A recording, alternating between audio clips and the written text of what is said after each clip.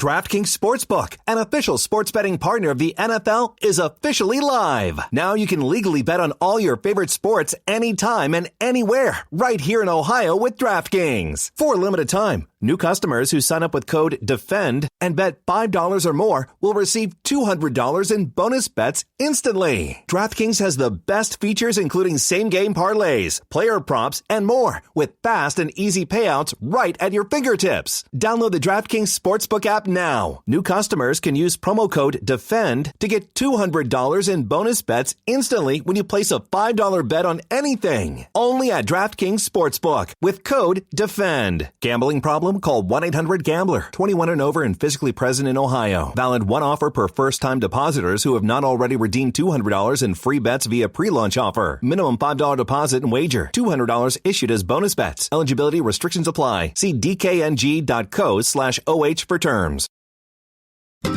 If you're looking to get a new car, you could really cut expenses by bundling your car and renter's insurance with Progressive. Sure, you love your old car, but you know it's not normal to give instructions on how to open the window. It should be self-explanatory, but it's not. And notice how when you're in other people's cars, you can feel cushion in the seats? That's pretty nice, right? No, it's just normal. So bundle your renter's and car insurance with Progressive and put the savings toward a new car. It's time. Progressive Casualty Insurance Company. Coverage provided and serviced by affiliates and third-party insurers.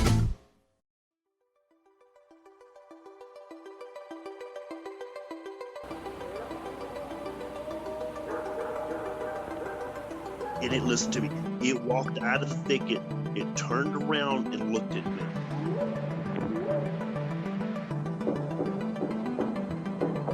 They looked up, and in this tree, there was a monkey man. And the monkey man jumped down out of the tree and started running away.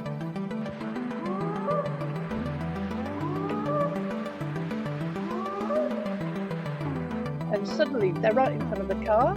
He slams on the brakes and manages to stop, and he's skidding because it's like quite, gravelly. And literally for about a second and a half, they just stood there because they don't know where to go, and you tell them panicking. They're like flapping, their face is like twitching.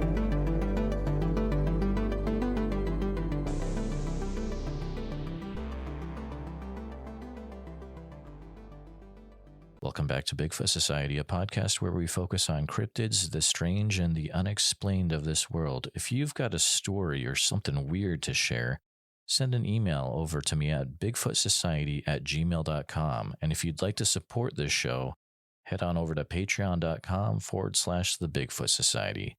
And now, on with the show. All right, Bigfoot Society, I've got the pleasure of talking to someone I've wanted to have on the podcast for a long time, Mr. Sam Shearon. How's it going, sir? Good evening, Jeremiah Busybody. You've been very busy. I've seen you trying posting to take all kinds of things to the next level, dude. Yeah, you're everywhere. See what happens. Yeah, it's dude. Great. I see you're all over Twitter and Instagram. Yeah, it's brilliant, man. How you been? Dude, I'm doing good. I'm having a really fun day. Got to take a walk around the town with my son. We got some apple cider and then got to do some podcast stuff. So, some interviews, get to talk to you, get to do a Bigfoot live extravaganza with Tate later on tonight, or this will be in the past for when people hear it. So hopefully you guys made it. But I've wanted to talk to you for a long time, dude. But before I won't jump too far ahead. So let's talk about, when I think of Mr. Sam, here's what I think of. So your work, I know you for being one of the top most respected artists in the cryptozoology community, I think. And I know that's quite the thing to say, but I think I can say it, because literally I will tell you on my desk right now, I am surrounded by the work of Mr. Sam, and this is not planned. I have this, your beautiful, cover there, and I have this. Oh, it's taped. Here we go. This beautiful interpretation of Cliff Barackman that you did. Paranormality magazine. Yeah. So, I mean, great literally, stuff. Your work is everywhere. So it's very cool. Are there other things that you would want the listeners to know about yourself before we start chatting? Well, Well, thanks very much for the warm words to begin with. That's really Sure. nice to hear. It's always lovely to hear when someone likes your work. I guess I'm pretty much known for cryptozoology, but for most of my, let's call it a art career, I've been doing album covers for bands and book covers and things like that for authors and whatnot. And so, generally speaking, my cryptozoology artwork has been a sort of a side passion in the background, and it's only really in the last 10 years that it's kind of really taken the forefront and moved all of the rock music kind of artwork, the album covers and things, which I still do.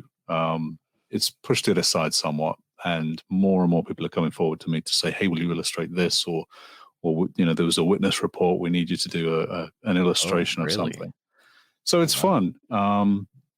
But aside from that, I'm actually obsessed with Christmas. A lot of people think because I do dark art, I would love Halloween, and that Halloween would be my favorite. Like everyone says Halloween's their favorite. For me, Christmas is my favorite season, believe it or not. Interesting. Because, and I know we're about to hit the Halloween mark currently as we're recording this, and it's a little too early to talk about Christmas, so we can save that for another time. But I do creepy Christmas cards every year, and different designs based on creatures and folklore of the dark Christmas and the old folklore surrounding it, which in many ways includes Bigfoot. So yeah, that's pretty much what I do. Well, I'm intrigued. So you can tie Bigfoot to dark Christmas, is what you're saying? Absolutely. Oh, really? Yeah. How does one do that? Well, you must have heard of the European versions of the Bigfoot, particularly the English versions, but they spread across, all of Europe. Germany in particular has thousands of stories, all different variations of hairy wild people. Oh, sure. Yeah. Which, spreads into the lore of the werewolf and the dreaded word, the dog man, and that kind of very controversial area. I was talking to Micah Hanks and the gang yesterday about that. Oh, sure. Yeah. But the whole werewolf legend in Europe, I think it's believed that more people were burned at the stake for being werewolves in Europe than witches. Really? Which is fascinating when you think about it, because you always think of witches being burned at the stake. When in actual fact, it was more of the fungus and the stuff that was growing in the mills and the corn and everything that was making people hallucinate. And there's this sort of an epidemic of craziness of lunatics and werewolfism and lycanthropy and everything. And so people were confessing. It almost became a popular thing that they would use it almost as an excuse to be a wild person. But then you have these stories of warnings, and this is where the Christmas bit ties in. Okay. People would warn their children not to wander off at night, or even too far in the day into the forest alone, for fear of being eaten by wolves.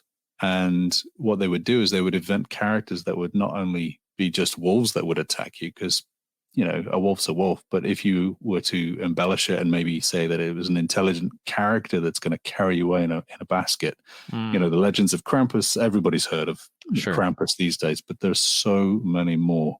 And it includes hairy wild men, which in England, you have the Woodworths, the Woodhouse, all of those different giant hairy men. Some of them are carved into churches in England with big clubs, so there's that legend of the giant hairy man in the UK and Europe, which goes back, a couple of hundred years, but it makes you wonder, was in fact the population of Bigfoot way back when, and were they in fact stealing children? That is fascinating. Yeah, the Christmas legends do tend to tie into that sort of thing, where they would warn children and scare them with these stories, because it was, in essence, a very real threat. I'd never heard of people being burned at the stake to do with like Dogman and werewolf stuff like that. Is totally new for me. I grew up in New England, and the big thing out there, of course, is when you think getting burned at the stake, unfortunately, it's the Salem witch trials. You think of Disney. Yeah. Hocus Pocus, I guess. I don't know. But I don't know. Yeah, I saw that film for the first time 2 nights ago. The first one? The first one. 30-year-old one? I'd never seen it before. And intense. Yeah, it was for me at age 44. Okay. And then I immediately watched the new one after it, which I don't know if you've seen it, but I have not seen it yet. no spoilers. A lot of me is like, there's a lot of nostalgia factor for the first one, and that's like I don't want to ruin that, Yeah. I don't know, maybe someday I'll watch it, we'll see, but the first one has like some really fun nostalgic memories tied to it, so I believe so. It might take a while.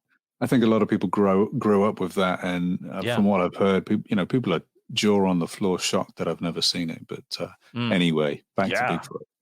Well, there you go. And so you grew up originally in the UK? That's right. Okay. Yeah. Okay. I was born in Liverpool, England, in the northwest. Cool. Yeah. So yeah, I'm a Liverpudlian. When was it that you had come over to the US then? Well, I've been in and out of Los Angeles and sort of around the States since 2007. So what are we talking, around 15 years or so I've been over here. Okay. But I mean, I go back to England maybe twice a year. Okay. If I can, to see friends and family. Christmas is always the big one. There's nothing quite like an English Christmas. It's marvelous. Oh, unbelievable. Yeah. Wow. Yeah, I can't wait. Yeah. I did spend some time in not England. It was Western Ireland, and I mean, even just the culture is so totally different and laid back, and delicious breakfast food, and it's just like, this is really nice. I love it. Well, my last name, my whole my family heritage is Irish. Okay. And it's Southern Ireland. It's just Ireland. So Shearon, my last name, that's where that originates, of course. And yeah, I've been over to Ireland a number of times, and it is like stepping back a few hundred years. It's there's amazing. still people using horse and carts and things. And yeah, there's 100 pubs in every town. Yeah. Yes, totally. And you can get away with anything because you just sorry, I'm American, I didn't know, and they'll be like, it's okay, friend, you're American, whatever. Yeah, that only lasts so long, and then that's true. It lasted for at least 6 weeks, so I guess don't press your luck after 6 weeks. But so I asked that about you being in the UK versus the US because I'm curious. Have you noticed that there's a difference in the way that people in the UK versus people here view cryptids and folklore and legends, things like that? Very much so. Okay. Yeah, very much so. I don't know if you've spoken to Andy McGrath before. I haven't, actually. You should get him on. He's a great guy. Definitely. He's done a book recently published by Doug Hychek's company. Oh, sure, yeah. Hanger One Publishing, I believe it is. And Andy McGrath, he's worked with Brett Manning, has illustrated some of his books, I believe. But he's a good person to talk to about British cryptids. But in terms of the difference between the attitudes and I suppose the view on it, I think in the UK and Europe in general, we tend to come from a position of we don't really think about it because it's always been part of the landscape. It's always been woven into the culture growing up. I mean, we have a lion and a unicorn on our coat of arms. That's the Welsh dragon has a dragon on its flag. So it's very much instilled in us. So we haven't sort of ever been in a position to be looking from the outside in of, this is strange, and let's think about this. It's just part of the United Kingdom and Europe is fairies and folklore and hairy wild men have always been there, lake monsters and ghosts in particular. UK is considered the most haunted nation on the planet. Everywhere's haunted, of course, I always say that. But we have this entire history of strange. And so the attitudes towards cryptozoology, it's become, especially in the last 10 years and very much so in the last 5 years, you'll have obviously seen this incredible explosion of documentaries. Yes. All over Discovery Channel or the Travel Channel, and it's everything from 5 different documentaries about the Chupacabra or the Loch Ness Monster, or there's 25 ghost shows, all different groups and different teams of ghost shows. And it's just gone out of control. And there's, you have Expedition Bigfoot. Of course, we've had Finding Bigfoot since, around, was it 2009, 2010, maybe? I believe so, yeah. But now we have these other documentaries that are sort of following the pattern, following the suit. And some of them are a little bit more exaggerated. And I think this is where I'm coming from here is in the US, it tends to be more of a commercial machine. It's an entertainment machine rather than a factual investigative team. You have some fantastic documentaries with Small Town Monsters who actually do investigate stuff. Oh yeah. Whereas other documentaries, which are of much bigger budget and considered somewhat mainstream, tend to embellish a lot of things and exaggerate things, and quite often get a lot of things wrong. But it's all in the name of, and sometimes purposefully as well. It's all in the name of entertainment, and I think that's a shame because we're also seeing this evolution of the word cryptid to now be an umbrella term to capture all kinds of strange things. You'll have, and I said this the other day, someone else will say that they saw a UFO in the sky and it's a cryptid. Yep. Or they'll see a ghost. It was a ghost, but it was a demon. I saw this cryptid. And you think to yourself, I just want to pull my hair out. It's tricky, man. It is. I mean, I don't want to sound pretentious and old and dusty, but words have meanings. And they should stick to the meanings. I mean, if you go back to how it was when it first originated, is like, undiscovered animals. That's pretty much what it is. It's out of place animals, hidden animals, and alien in terms of not supposed to be there. Right. Not extraterrestrial or weird. And so that's the other thing, you have this explosion of pop culture almost of things like the Flatwoods Monster, the Dover Demon, the Fresno Nightcrawlers, and I've illustrated these, but they're considered cryptids. And yet are they, or are they alien creatures? And so it does come into that sort of blurry edged area of, well, it's unexplained. It is a creature of some kind. So is that not cryptic in its own existence? Therefore, cryptid is a correct term to use. It really, it does fit and it doesn't fit. And I think I said this the other day, I think it's you can't put it back in the box now. Right. We have to in some way embrace the fact that cryptid is a catch-all term for anything that's unexplainably strange in a creature sense, which could be alien or it could be a demon. I mean, that word gets thrown around so much, but we don't know, do we? We don't. You're exactly right. It can't go back in the box. We're at this point. It's not going back. We kind of have to learn how to deal with it and not, I guess, become the old get off my lawn cryptid guys that are like, oh, new generation, you don't know what you're talking about. But it's like, it's important for all generations to know, like, this is where it came from too, I guess. Absolutely. And it's the same with music. People who are interested in goth music from the late 70s and 80s, the Sisters of Mercy, Fields of the Nephilim, The Mission, The Cure, all these old goth bands, Susie and the Banshees, Bauhaus. And then in the 1990s and early 2000s, you have Nine Inch Nails and Marilyn Manson, and people were calling it goth. And of course, the old crowd got really angry about it, and they would say, that's not goth. And so it's the same sort of thing happening now, where the dusty old cryptozoologists, hate to call them that, but good friends of ours, I won't name names, but they get really angry, including me, and they sort of, as you say, we can't put it back in the box. Pandora's exploded. But people are getting really kind of frustrated with the idea that, you'll roll your eyes when you see a documentary, and this is supposed to be a documentary where there's money behind it on a major network, as I said, that are getting things wrong.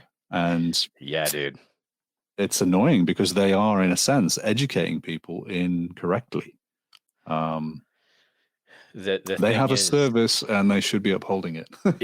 Those documentaries, the effects are far reaching, because I've talked to guys that have,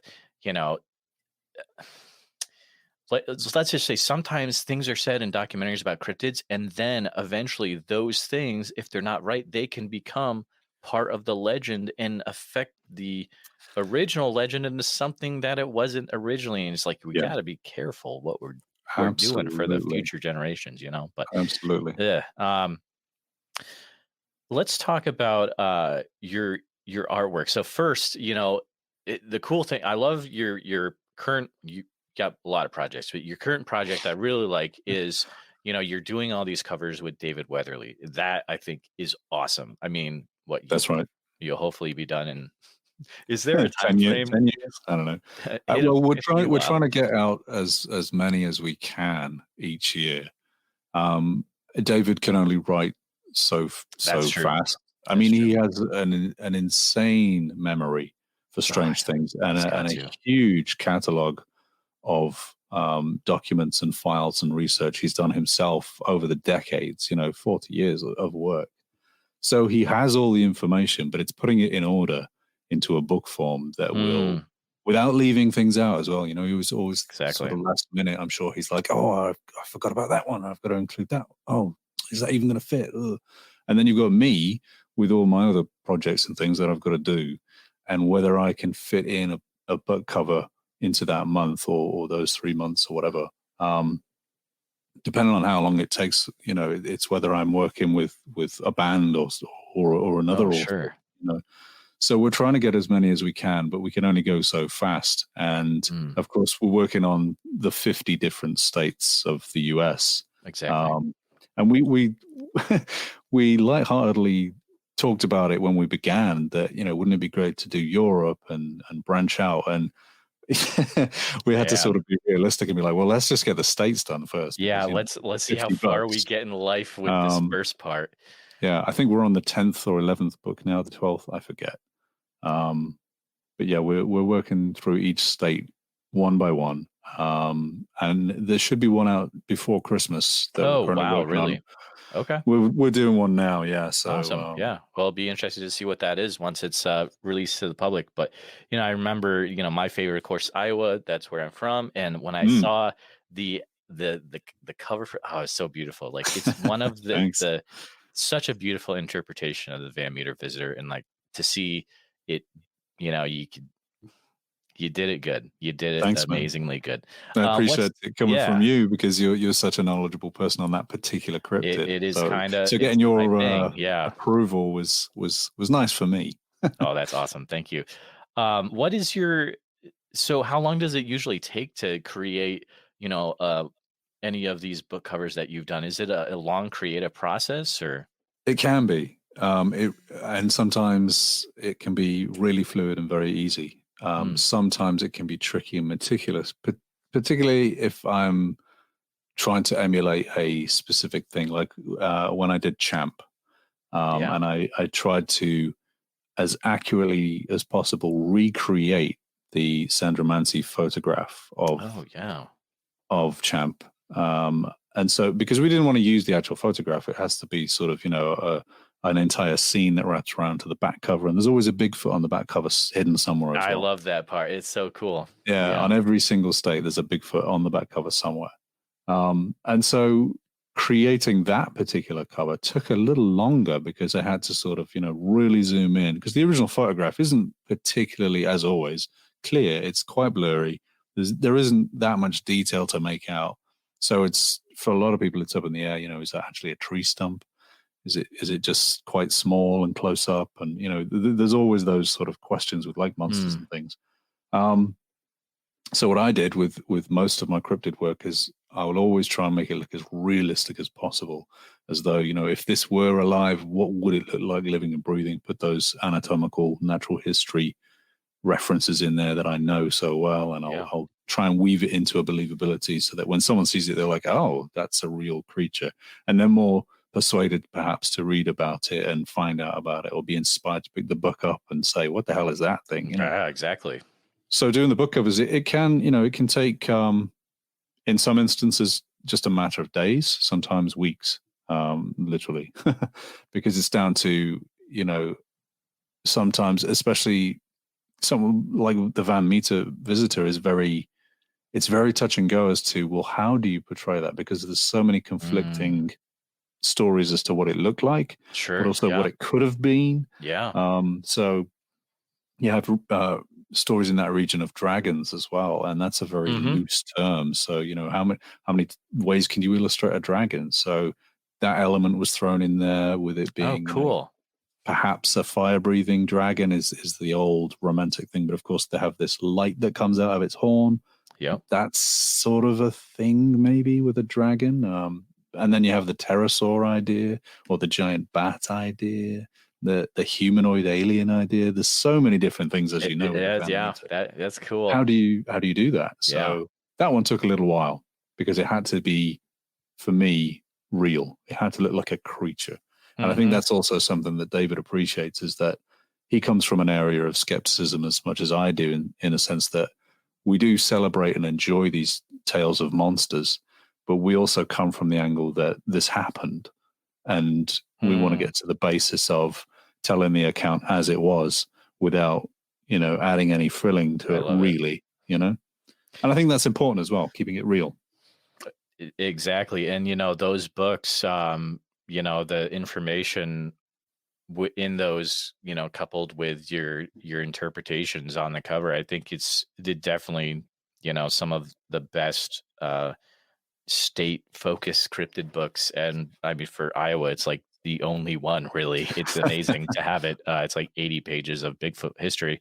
But do you have thinking over the years, you've done so many different interpretations in art of cryptids. Do you have a favorite one that, after you did it, you were like, oh, I really, really like how that turned out? Or is it hard to pick just one? It's really difficult. I suppose it's like picking your favorite child. That's true. Yeah. I've heard. So yeah, I don't know. I mean, if I would say what's my favorite cryptid, oh yeah, sure, we do I that. guess it's the same question, but yeah, with anything with artwork, a lot of artists, I'll completely agree with. We don't like our own work for the most part. It's hard to step away, and it's hard to finish work. And I'm sure it's the same with music, where you'll be working on a piece and it's just not quite right, and things are never finished, they're only abandoned. I think Picasso said, or something like that. Okay. It sounds really pretentious, doesn't it? But but it's a quote that works. I will work on a piece of artwork and I'll walk away, and then I'll be like, oh, I'll just fix that little bit there, or that toenail's bugging me, or that little eyeball's bugging me, or there's a glint in that horn on its head that's bothering me. And so nothing is ever really finished. So I could never pick a favorite, because I like some of my own work, I'm not going to lie. Sometimes I will sit back and go, oh, I did a good job, give myself a pat on the back. But then a week later I'll look at it and I'll be like, oh, I should have just added that little bit there, or that. Oh, sure. Yeah. I'll see things wrong with it that no one will ever see. Oh man. And that's also why I don't have any tattoos, because if I would, as much as I work with some of the biggest rock bands on the planet, it's ironic because I don't have any tattoos. I've never had an ear pierced. I don't drink, I don't smoke. And so, I used to, but I don't have time anymore. And I've got to the point where now it's like, well, it doesn't even interest me anymore because I'm getting so much done. But yeah, if I was to get it's true. You should try it. It's great. If I was going to get a tattoo, it would have to be my own design. And then, of course, I'd look at it in 6 months and be like, oh no, why did you do that? So I just that'd be tough. Yeah. So it's funny. Cryptids, I think Bigfoot's got to be up there as a favorite. No doubt. Because there's so many variations. It must, I'm not an artist, but I think it would be very cool to know that, hey, people are looking at my interpretation of Bigfoot. And for a lot of people, that's how they're going to, think about the cryptid at the end of the day. That to me would be awesome. But also it would definitely add to the weight of the work I'm doing while I'm doing it, I think. One thing I want to talk to you about is, I forget, I think you may have shared a video somewhere, some photos, but, you mentioned you're in LA area, or you've been in LA, but you also kind of go on adventures Yeah. cryptid-themed adventures. And I think, one I know about is you've been to Willow Creek. Any cool stories that came from that journey up the coast to the birthplace of Bigfoot? There's a handful of stories. I first went out there in 2009. And this was, from a childhood love of monsters and cryptozoology, coming from the UK. And I write about this in a chapter in David Weatherly's Woodknocks Volume 4, I think. Oh, snap. Okay. I'll have to check that out. Yeah, there's a chapter in there by me. And I write about it in there. It's sort of saying that coming from the United Kingdom, looking at the redwoods in California or Washington, Oregon, they were, to me, so far away, they may as well have been on another planet. I would open up a book and be just astounded by these stories of monsters on these faraway lands. And so 2009 comes along, and I'd been, like most people, watching YouTube and had seen various bits of new, at the time, Bigfoot videos, and I just was obsessed. And I was also in a sort of transitional period where I was visiting Los Angeles back and forth quite a lot, working with lots of bands and staying at various music studios and working with them, going to Comic-Con and that sort of thing. Okay. And I said to a friend of mine, let's go to the Redwoods while I'm over there. Let's just do it. So I did. So me and my friend Aaliyah Ferrier, we got on a 4Runner and we drove all the way up from San Diego Comic-Con after, it was 2009. We went straight after Comic-Con all the way up the PCH, Pacific Coast Highway, and right up there, stayed in Eureka, little town called Eureka. It's a real thing. We stayed there. We saw the big mansion, the Carson Mansion, the big Gothic-looking Addams Family type green house you might have seen. That's incredible. It's absolutely incredible. And then each day, we would stay in the motel there, and each day we would drive into Willow Creek, and then we would hike around that area in the mountains and the valleys and the Klamath River and stuff like that. So the first time out there, and this is before Finding Bigfoot had even aired, I had already had sort of some understanding from books I'd read and other documentaries I'd seen and YouTube videos that you could put trail cameras out and you could do wood knocks or you could do calls or that kind of thing. And so I was out there like an idiot, oblivious to danger. Nice.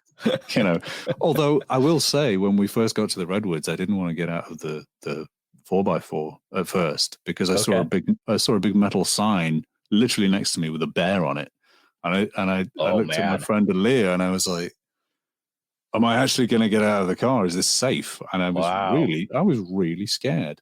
But after about 10 minutes, I was just running around banging trees and nice, like a 4-year-old, pretending you're in Return of the Jedi. Pretty much, yeah. Or Bigfoot and the Hendersons, Harry and the Hendersons. Oh, exactly. Yeah, totally. I was just obsessed with that film when I was a kid. Oh my god. But yeah, we went to Willow Creek, and each day we would go in, hike around, go back, stay at the motel, and then go back again, that kind of thing. We did that for a few days. And we went down to the visitor center. There's a little museum down there at the Willow Creek Center in the little town, and it's a tiny little town. It's literally a handful of people. And in the visitor center, they said, because I was there with my video camera like a tourist, what can you tell me about Bigfoot and that kind of thing? And they were saying, well, just please be careful out there. There are mountain lions. There are bears. Don't go in the river. It might look still on the surface, but there's an undercurrent and it will carry you away. So it might look cool and refreshing, but don't get in the river, please. We've lost 9 people this year already. Oh, man. And so I sort of got a little shiver up my back and I was like, oh, wow, danger. Okay. But it was a really hot day and I got down to my boxer shorts and I got in the river like an idiot. And you're still here, so that's good. So it wasn't that dangerous. But we found a little kind of a lagoon area where the river curled, and so it wasn't particularly fast flowing. And I did an experiment. I threw a stick in the river to see where it went. Nice. And it wasn't really moving. So I thought, well, if that's not moving, then I don't think I will. So I got in. And it was nice and cool, and it was refreshing. And there was bald eagles flying over me. And I mean, literally, there's like 2 or 3 of them, and I'd never seen them before. And it was just magical, absolutely magical. And after about an hour of dicking about in the river, looking at dragonflies and trying to find teeth in the river, find any bones or anything. Oh, sure, yeah. Calling out to Bigfoot and stuff like that. And occasionally up on the mountain, you'd see some dirt roll down the hill and you'd think, ooh, is that a deer or are we being watched by something? And, we never did see a Bigfoot, but it made me wonder, were we being watched? Because every now and then a couple of rocks would crumble down the side of the hill and something moved them. Rocks don't move by themselves. And then, of course, I guess it presented itself what it would have been, because I got out, towel dried off. We got into the 4x4 and we were just pulling away, and a black bear lumbered down right to the spot where I'd just been, where we were playing around in the river. Oh man! And he wasn't a massive animal, but it was a big black bear, and I thought, wow, that was close. That was close. Yeah. Because I was pretty much naked, so I couldn't have done anything. Other than scream, maybe. That would have been a terrible situation. I don't know if you saw the recent Joe Rogan video that he posted the other day of a man being attacked by a black bear. The wrestlers pretty much kicking the bear off the mountain, trying to save themselves. Dude, that's wild. Yeah. It was scary to watch. And if anyone hasn't seen it, it's worth seeing. It's not gory. He doesn't get bitten or killed or anything like that. But you hear the terror in his voice, and he's shrieking like, that sound is someone absolutely facing death. Oh yeah, and they are terrified. And you can hear it in his voice, and it's a phenomenal little capture of a video. He was lucky. So was I. It's enough. That video is so crazy. It's enough that, the next time I go into an area where I know there's bears, I will view it differently than I did before. Big time. Me too. Yeah, me too. For sure. They could rip your face off, dude. Yeah, but I've been out to Willow Creek maybe 3 or 4 times, and I went recently this January. And I stayed at the Bigfoot Motel. I don't know if you've been there. You did? The one that they show in Willow Creek, the movie. Well, it's funny because I watched the Willow Creek movie. I've got it on DVD over there, actually. Okay. With Bryce Johnson, who let's remind everyone is an actor. Right. He's in that film, and it's a great movie. Bobcat Goldthwait's excellent direction of a Bigfoot scenario.